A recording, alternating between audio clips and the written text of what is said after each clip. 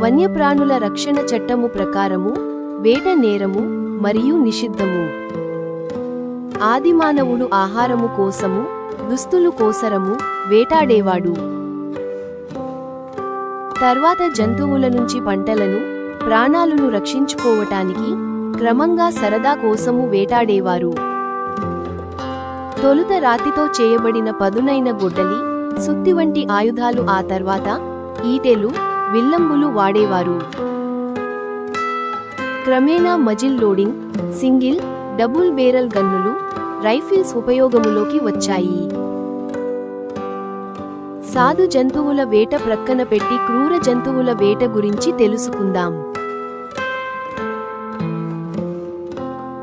క్రూర మృగాల వేట అత్యంత ప్రమాదకరం, ప్రాణాంతకం కూడా.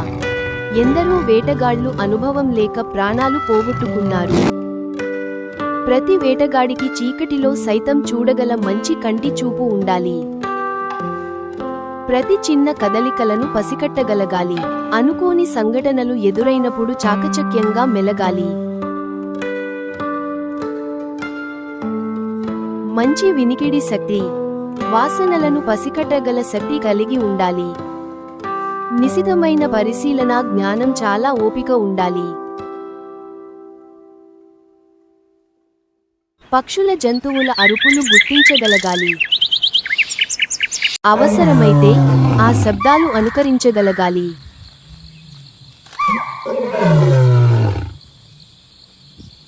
వేటలో జంతువుల పాదముద్రలు చాలా విలువైన సమాచారాన్ని అందిస్తాయి. అది ఆడ, మగ, ఒంటరిగా ఉందా, జంటగా ఉందా, వయస్సు, ఎత్తు, బరువు, నడుస్తూ వెళ్ళిందా, పరిగెత్తిందా, కాలికి ఏదైనా గాయం అయిందా, పొంచి ఉన్నిందా, ప్రశాంతంగా పడుకోందా, ఆరోగ్యంగా ఉందా, ఏదైనా అంగవైకల్యం ఉందా, ఇలా చాలా విషయాలు తెలియజేస్తాయి. క్రూర మృగాలను చూచినప్పుడు జంతువులు సాటి జంతువులకు హెచ్చరికలు చేస్తాయి. ఆ హెచ్చరికలను గ్రహించగలగాలి.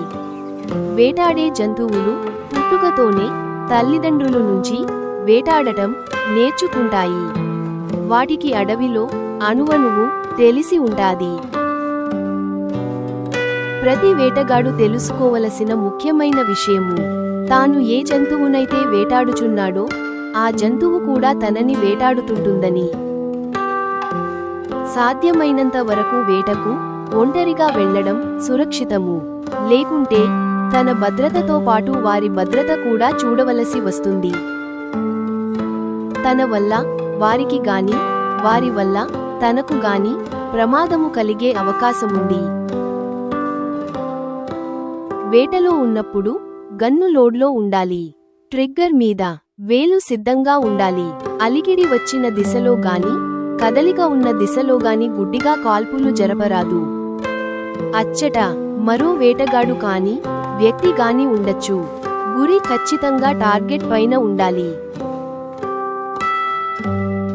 పాములు, విషపురుగులు ఉంటాయి కాబట్టి పరిసరాలను జాగ్రత్తగా గమనించాలి.